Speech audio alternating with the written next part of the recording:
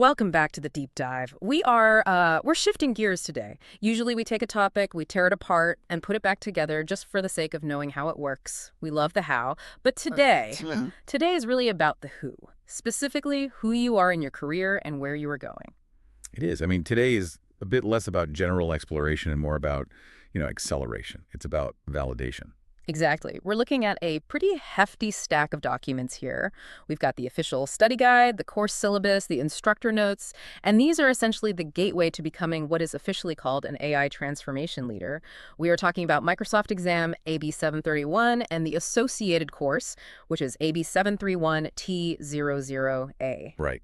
And I think right off the bat, the actual title, AI Transformation Leader, is actually quite telling. It's not AI developer. It's not, prompt engineer or data scientist. It's a leadership designation.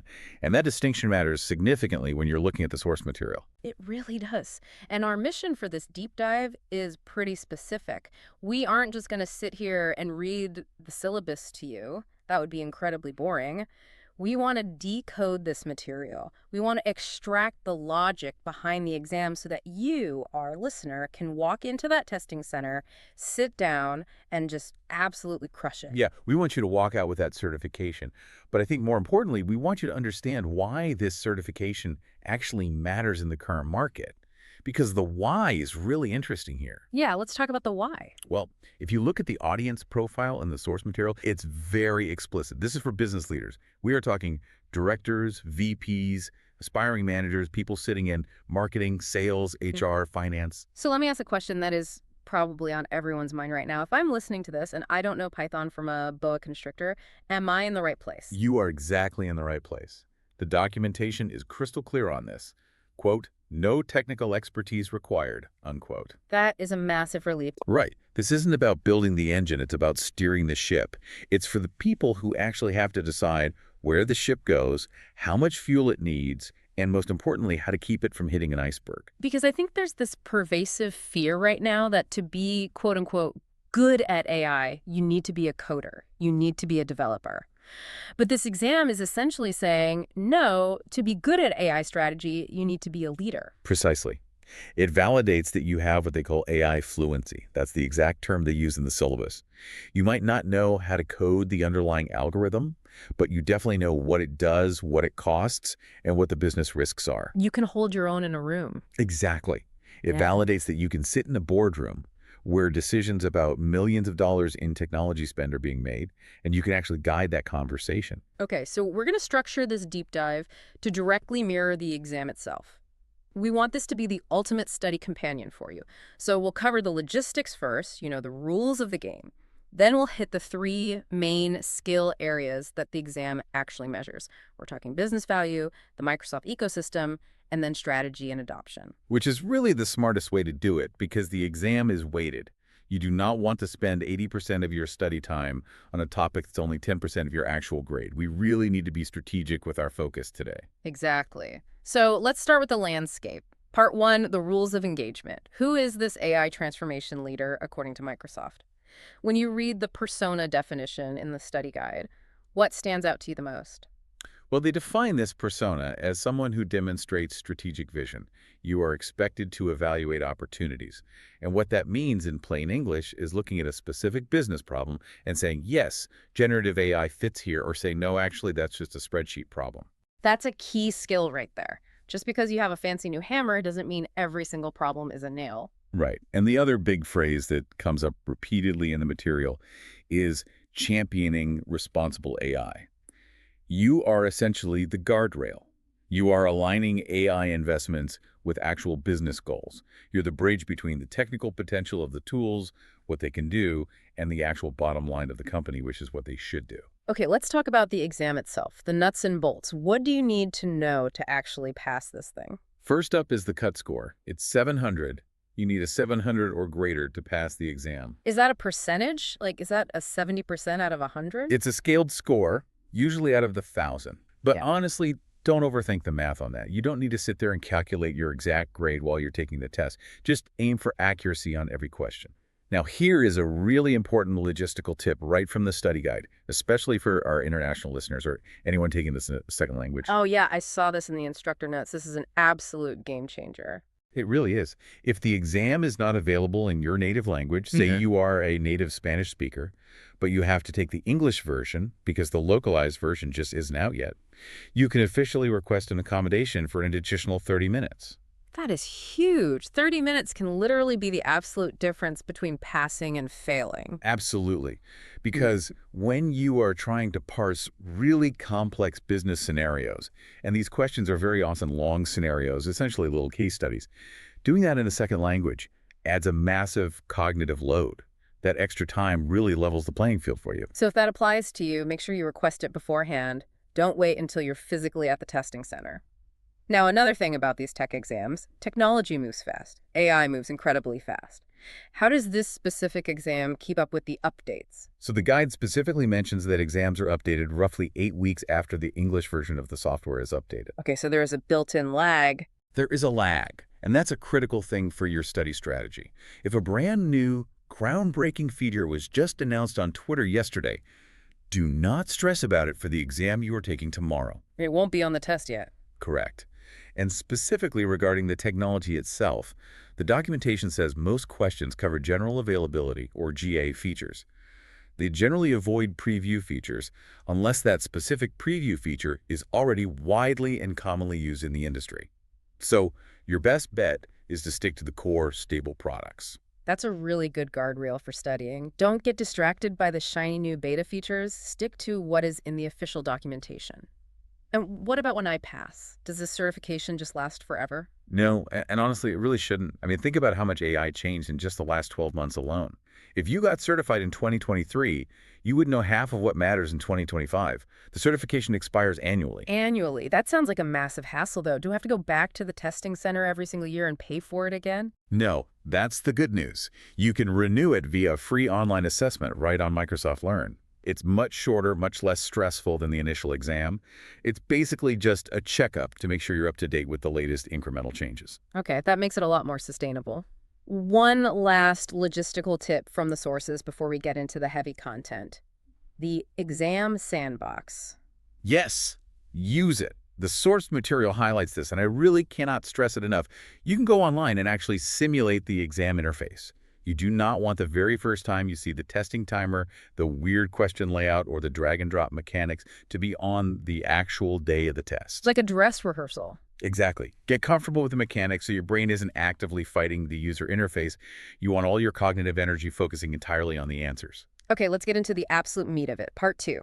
This is the first really big chunk of the exam content. Skill Area I. The business value of generative AI. The syllabus says this is 35 to 40% of the entire test. That is a massive chunk of your grade. It is. You really cannot pass the exam without nailing this section, and it starts right at the fundamentals, the definitions. You have to be able to clearly distinguish generative AI from other traditional types of AI. So let's play that out for the listener. How do we distinguish them in a way that actually sticks in your head during a test? I like to think of it this way. Traditional AI, or analytical AI, is all about classification and prediction based on existing data. It looks at the past. Is this incoming email spam? Yes or no? Will this specific customer churn next month? Likely or unlikely? It analyzes what is already there in the database. So traditional AI is basically a really fast critic or an analyst. Right. Generative AI, on the other hand, creates net new data. It generates text, images, code, or audio that literally didn't exist before. It's not just saying this is a picture of a cat. It's drawing a brand new picture of a cat that has never existed in the history of the universe. So if I'm analyzing my quarterly sales figures to see which reps sold the most, that's traditional machine learning. If I'm writing a personalized congratulatory email to the sales team about those figures, that's Gen AI. Precisely. That is the perfect distinction for the exam. And within that generative AI umbrella, the exam heavily expects you to understand the difference between pre-trained models and fine-tuned models. Let's break that down because fine-tuning sounds like something you do to an old radio dial. A pre-trained model is basically a generalist. It's your Swiss Army knife. Or think of it as a fresh college graduate with a liberal arts degree. They have read a whole lot of books, they know a little bit about almost everything, and they can communicate really well. That's GPT-4 right out of the box. Okay, so it's broad, but maybe not deep in my company's specific style. Exactly. Now, a fine-tuned model is where you take that liberal arts graduate and you send them to medical school. You give them very specific, intensive training on a smaller, highly specialized data set to make them an absolute expert in one narrow domain. So for most common business use cases, are we using pre-trained models or are we fine-tuning them? The exam wants you to know that usually you always start with pre-trained. Fine-tuning is incredibly expensive, it requires massive amounts of clean, labeled data, and it's very resource-intensive. You only do it when the general pre-trained model really fails at your specific industry jargon or a highly specialized task. So the strategic leadership answer is basically don't build if you can buy. Exactly. Start simple, maximize the value of the pre-trained model first before you spend budget on fine-tuning. Speaking of spending budget, the guide lists economics of AI as a key topic. Specifically, they talk about tokens. I feel like this word gets thrown around a lot in board meetings lately. Oh, we're running out of tokens, or that's too token heavy. What does the exam actually want us to know about tokens? You need to understand that tokens are the fundamental currency of cost in generative AI. In the world of large language models, you aren't charged by the minute. You aren't charged by the query count, strictly speaking. You are charged by the token. And what is a token, physically speaking? A token is roughly a snippet of a word. The analogy I usually use is syllables. It's about 0.75 words on average in English. So 1,000 tokens is roughly 750 words. Okay, so if I ask the AI a really long, rambling question, I'm paying more money. Yes. But here's the real kicker, and this is where a lot of leaders get tripped up on their ROI calculations. You pay for the input, meaning what you ask, and D, the output, meaning what the AI writes back to you. Both sides of the conversation cost you. Both sides. Every single time. So let's look at an exam-style scenario. If you take a 50-page legal contract, paste it in the prompt, and say, summarize this in one paragraph, that is an expensive transaction because of the input volume. You are feeding in thousands and thousands of tokens just to ask the question. Right, even though the answer is short. Exactly.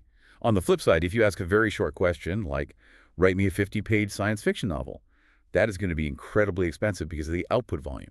The model has to generate thousands of tokens to fill the request. That makes perfect sense. So calculating ROI as a leader means deeply understanding that volume dynamic. It's not just a flat rate where one query equals 1 cent. Correct. You have to actively justify the spend. The study guide mentions identifying when GenAI provides value specifically through scalability and automation. Can you give me a tangible example of that scalability? Sure. If you are using a generative AI model to help you write one weekly status email to your boss, the ROI isn't really there. The time saved is minimal. You can just write it yourself. But if you are using that same model to draft highly personalized responses to 10,000 customer support inquiries that come in overnight, suddenly that token cost is completely negligible compared to the hundreds of human hours you just saved. That is where the value proposition flips to wildly positive. Right, but it's not all sunshine and massive cost savings. The outline explicitly highlights risks and challenges. As an AI leader, you have to be the resident skeptic. What are the big watchouts they test you on? The big three usually cited in these Microsoft exams are fabrications, bias, and security. Let's start with fabrications. Is that just the polite corporate term for hallucinations? It is. The exam uses the term fabrications. This is when the model confidently states something as a fact that is completely incorrect. It's really important for a leader to remember that these models are, fundamentally, prediction engines. They are not truth engines. They are mathematically predicting the next most likely word in a sequence. Sometimes, the mathematical most likely word happens to be a complete lie. So as an AI transformation leader, your job is to know this happens constantly and put organizational guardrails in place. You absolutely cannot blindly trust the output. Exactly. For example, you never implement an automated system where the AI drafts and sends a legally binding email directly to a customer without a human reviewing it first, unless you have incredibly strict grounding in place, which we will get to in a minute. Then there's bias. How does the exam treat that? Well, you have to remember that models are trained on historical internet data. The internet is inherently biased. Therefore, the models can easily inherit those biases: gender biases, racial biases, cultural biases. As a leader, you need to be acutely aware that the output might skew in ways that don't align with your company values, especially in areas like HR resume screening or loan approvals. And then security. The guide breaks this down very specifically into application security, data security, and authentication. What's the distinction there? Right. And for the exam, you need to remember the hierarchy of those three. Authentication is simply, are you who you say you are? Are you logged in as you? Data security is, based on who you are, can you see what you're supposed to see and nothing else? This is basically the permissions issue. Yes. This is crucial for deployment. You need to know that just because you introduce an AI tool into the environment, it doesn't somehow bypass your existing security protocols. In fact, it needs to integrate with them strictly. If you, as a mid-level manager, cannot see the CEO's payroll data in your normal SharePoint folder, the AI shouldn't be able to summarize it and show it to you just because you asked it a clever prompt.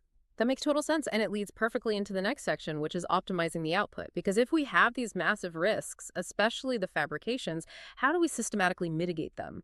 The guide lists prompt engineering and grounding. Let's touch on prompt engineering first. This is the art of asking the right question. The exam will expect you to know that the quality of the AI's output depends heavily, almost entirely, on the quality of your prompt. It's not just magic. Techniques like giving the AI a specific persona, like telling it to act as a senior marketing manager, being explicit about formatting constraints, like saying use bullet points and keep it under 500 words, and providing few-shot examples. These are all part of getting reliable output. But let's really talk about grounding and RAG. I see RAG, Retrieval Augmented Generation, plastered all over this study guide. This feels like a critical make-or-break concept for the exam. It is absolutely critical. If there is only one technical acronym a business leader truly needs to deeply understand for this exam, and frankly for their future career, it is RAG. So unpack it for us. What is RAG actually doing behind the scenes? Okay, remember a few minutes ago we discussed fabrications. The AI makes things up because it's just predicting the next word based on general training from the entire public internet. RAG is the structural process of saying to the AI, stop. Before you answer this user's question, go look at this specific verified pile of our internal documents. Like giving a student an open book test instead of a closed book test. That is exactly the right analogy. Without RAG, the AI is taking a very difficult test entirely from memory. And its memory is famously fuzzy and prone to making things up. With RAG, you are retrieving relevant data, that's the retrieval part, from your own secure corporate database. Then you are taking that retrieved data and adding it to the user's prompt, that's the augmented part. And finally, you are asking the AI to generate an answer based strictly and only on that provided data. So if I log in and ask, what is our corporate travel policy for international flights? Without RAG, it might just give me a generic, completely unhelpful policy it read on Google 3 years ago. With RAG, it actively searches our intranet, pulls the actual PDF from HR, and summarizes our specific rules. Precisely. It anchors the AI in your business reality. That's what they mean by grounding. So that concept connects directly to data quality, right? Because I see that listed here too. 100%. The guide lists data quality and having representative data sets as major impacts on success. Think about it. If your internal documents are completely outdated, if they're messy, or if you have 3 different conflicting versions of that travel policy floating around your SharePoint, RAG is going to retrieve bad info. It's the classic garbage in, garbage out problem. It's the absolute golden rule of computing, and it applies double here. If your quote-unquote truth source is wrong, the AI will confidently give you a perfectly formatted, highly articulate wrong answer. And that is incredibly dangerous. Okay, I think we've thoroughly covered the business value and the mechanics there.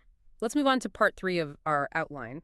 Skill Area 2, Microsoft's AI apps and services. This is another massive chunk, 35 to 40% of the exam. This seems to be where we finally stop talking about AI in theory and start talking about the actual products we buy and deploy. Yes, this is definitely the product knowledge section. You need to intimately know the Microsoft toolkit. And the absolute centerpiece here is the Copilot ecosystem. I have to be honest, I feel like there are so many different Copilots now. Copilot for this, Copilot for that. It's a bit confusing for a lot of people. How does the exam expect you to distinguish them? The big fundamental distinction you absolutely must know for the test is the difference between Microsoft Copilot, which is the standard version, and Microsoft 365 Copilot. Go on, tell me the difference. Microsoft Copilot, the one that is generally available on the web or built into Windows natively, is largely grounded in public web data. It creates, it searches, it answers questions based on the public internet. But Microsoft 365 Copilot is an enterprise tool. It is grounded in your specific work data. It lives inside your Word, your Excel, your PowerPoint, and your Teams environments. And it can see my data because of the graph. Exactly, the Microsoft graph. You will definitely see this term on the test. The exam explicitly asks about the capabilities of the Microsoft graph. You need to understand that the graph is essentially the connective tissue of your organization. It's a massive, secure map of your organization's data and relationships. So the graph is the underlying system that knows that Sarah is my boss Wow. and that Project Alpha is a PowerPoint file we both collaborated on last Thursday. Yes, exactly. The graph is what allows M365 Copilot to seamlessly answer a complex question like, what did Sarah say about the budget deficit in the Teams meeting last Tuesday? It securely links you, the user, to the meeting entity, to the transcript file, to the budget spreadsheet. The standard public web Copilot simply cannot do that because it doesn't have the graph. Okay, that's a very clear and testable distinction. Standard Copilot equals web, M365 Copilot equals work data plus web. Now, looking further at the outline, it mentions specific personas within Copilot. Specifically, it contrasts the researcher persona with the analyst persona. What is that about? Yes, this is a somewhat subtle but very important exam objective regarding how you strategically interact with the tool. You need to know when a user should switch modes to get the best result.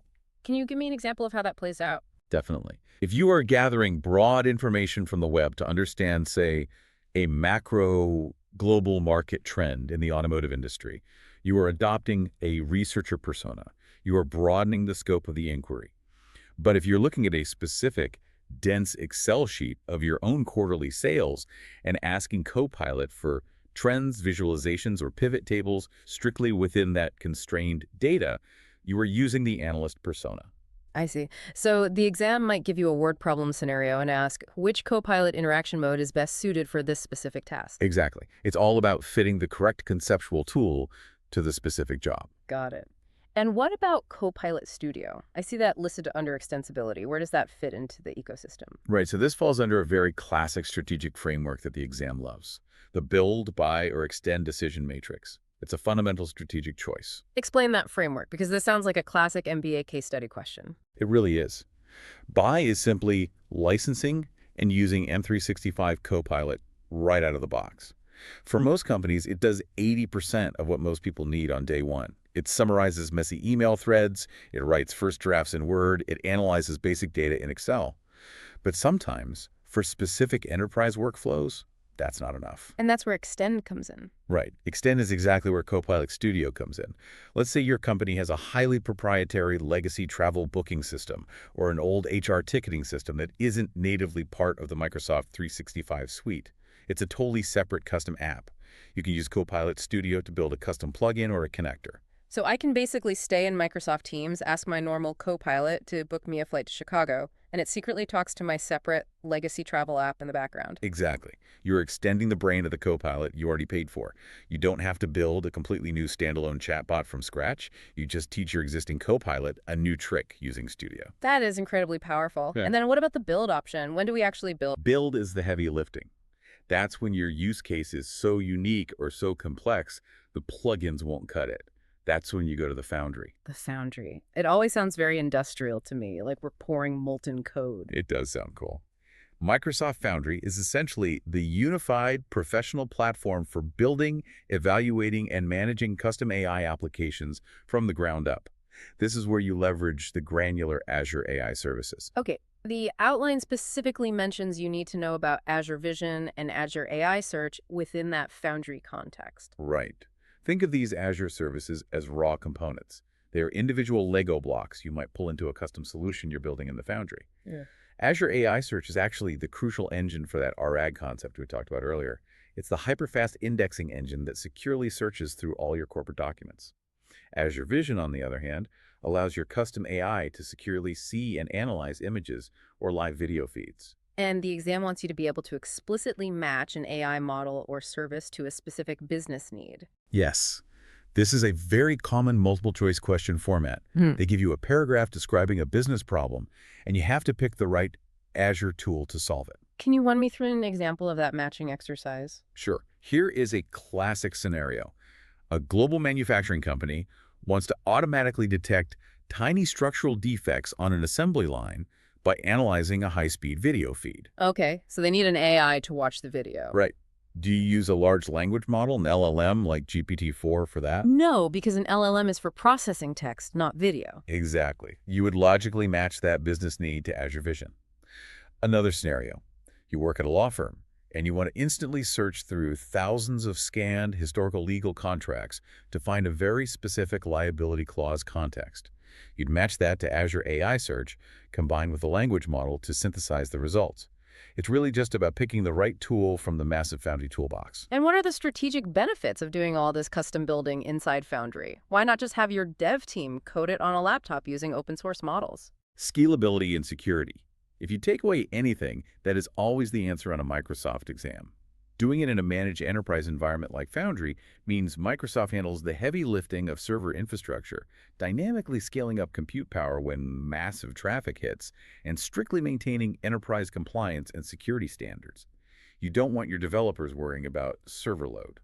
All right, let's shift gears and move to the final major section. Part 4, Skill Area Third, Implementation and Adoption Strategy. This covers the remaining 20 to 25% of the exam. This is the people and policy section. And honestly, from my experience, this is where most AI projects actually fail in the real world. You can have the best, most expensive custom AI in the world, but if your people refuse to use it or if it violates a major privacy law, your project fails completely. The first major bullet point here is responsible AI.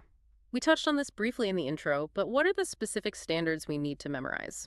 Microsoft has a very strict framework, and you definitely need to memorize the 6 core responsible AI standards. They are fairness, reliability and safety, privacy and security, inclusiveness, transparency, and accountability. That's a lot to keep straight. Let's pick one that might be a tricky exam question. Let's look at accountability. Accountability is a great one because it's the one business leaders often struggle with the most conceptually. It fundamentally means that human beings must always retain ultimate control and responsibility. You cannot legally or ethically blame the AI when things go wrong. If your custom AI system unfairly denies a mortgage loan application based on biased data, the bank is accountable. The bank leadership is accountable, not the algorithm. You cannot just throw your hands up and say, well, the computer did it. So there always has to be a human in the loop for critical, life-altering decisions. Yes, that is a completely non-negotiable principle in the Microsoft Responsible AI framework. And how do we actually govern all this on a practical level? The outline mentions the creation of an AI council. Yes. This is a very specific, testable recommendation from Microsoft. To govern these deployments, they highly suggest establishing an internal AI council. Who exactly is sitting on this council? Is it just the chief technology officer and the IT department? Definitely not. If you see that as a multiple choice option, that's the wrong answer. It must be a cross-functional group. You need legal, you need HR, you need IT, and you need core business unit leaders all at the same table. Why that specific mix of people? Because they all represent different risk vectors. Yeah. IT knows what the model can technically do. Legal and compliance know what the model is legally allowed to do. HR knows how the tool might positively or negatively affect the day-to-day lives of the employees. You absolutely need all of those diverse perspectives in one room to write an effective AI strategy. So if I see a scenario question asking who should have the final say on drafting internal AI usage policy, the answer is likely the cross-functional AI council. Exactly. It's all about cross-functional alignment rather than IT working in an isolated silo. Now let's talk about the actual adoption part, the people side of rolling this out. The biggest barrier to AI adoption in a company isn't the technology being too hard to use, it's corporate culture. It's the fear of job loss. It's a lack of basic digital skills. It's entrenched data silos where departments don't want to share their information. The exam strategy focuses heavily on mitigating this by identifying champions. An AI champions program. I really love this concept. It's incredibly effective. It's all about peer-to-peer adoption. Instead of a top-down mandate, you actively find the enthusiastic early adopters in each department. You find the person in finance who already loves building complex Excel macros. You find the junior person in marketing who is already playing around with ChatGPT on their lunch break. You formally train them up, you give them early access to the new tools, and you let them organically teach their own colleagues. That makes a lot of sense because it's much more effective and less intimidating than a rigid top-down email from the CEO saying, you must use this new tool by Friday. 100%. People naturally trust their direct peers much more than they trust a generic corporate training video. If Sarah from accounting says Copilot saved her 2 hours on reconciliation, the rest of accounting will absolutely want to try it. And the guide also mentions establishing a dedicated adoption team alongside the champions. Right. The adoption team is the formal group that looks at the systemic barriers and actively works to dismantle them. They are the ones actually organizing the formal training sessions, tracking the usage metrics to see who is struggling, and publicly celebrating the quick wins to build momentum. Finally, let's look at the money and logistics side of the strategy, the dreaded licensing questions. This is the dry, boring part, Yeah. but it is necessary for a business leader. You really need to understand the fundamental licensing models. For a SaaS product like M365 Copilot, it is usually a standard monthly user license. It's a predictable subscription fee per head. So it's basically like Netflix, but for enterprise productivity. You pay per user per month. Right. But for the Azure AI services, the custom stuff you build in the Foundry, it is very often consumption-based.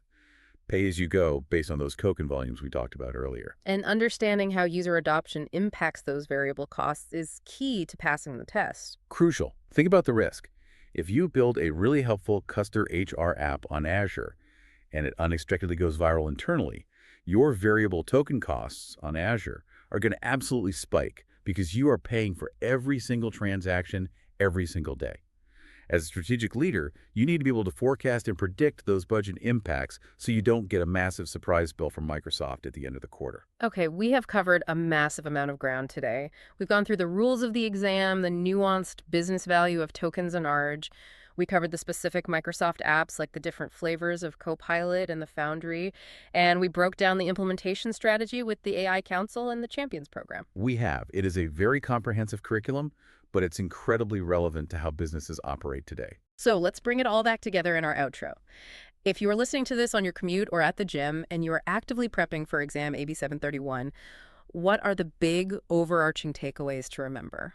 I would realistically boil your study plan down to three big buckets. Bucket one is value and risks.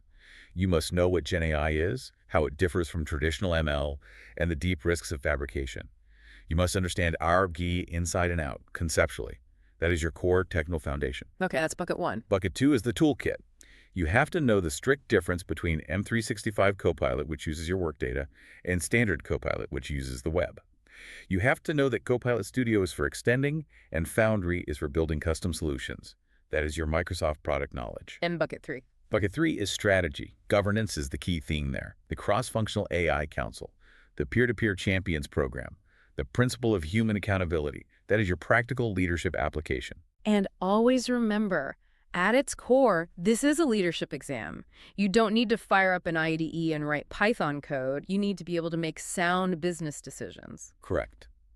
When you are sitting in the exam chair and you see a complex scenario question, stop and ask yourself, what would a mature strategic leader actually do here? Usually the correct multiple choice answer isn't write a script to fix it. The answer is establish a policy, check the compliance regulations, or choose the right scalable tool for the end user. Any final practical exam tips before we wrap? Use the sandbox. Seriously, go to the link in the study guide today, and when you are reading the long questions, actively hunt for keywords. If you see the phrases internal data and accuracy in the question prompt, immediately look for ARAG or grounding in the answers. If you see governance or oversight in the prompt, look for AI Council. That is incredibly solid, practical advice. Before we sign off completely, we always like to leave our listeners with a provocative thought, something to chew on that goes a bit beyond the official textbook. I have one. Here is what I'm constantly thinking about lately.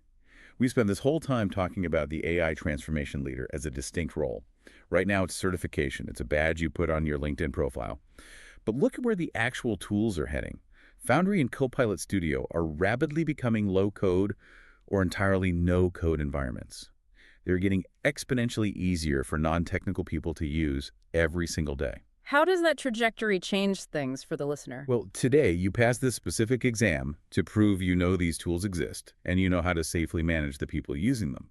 But tomorrow, in a year or two, you, the business leader, might be explicitly expected to actually sit down and wire these tools together yourself. The historical line between a pure business leader and a technical architect is blurring incredibly fast. So the formerly distinct roles are just merging into one skill set. Exactly. So the real test isn't just passing this exam on Tuesday. The real test is, can you fundamentally maintain those responsible AI standards, the fairness, the privacy, the security, when the underlying technology starts moving drastically faster than the corporate governance policies you just wrote today?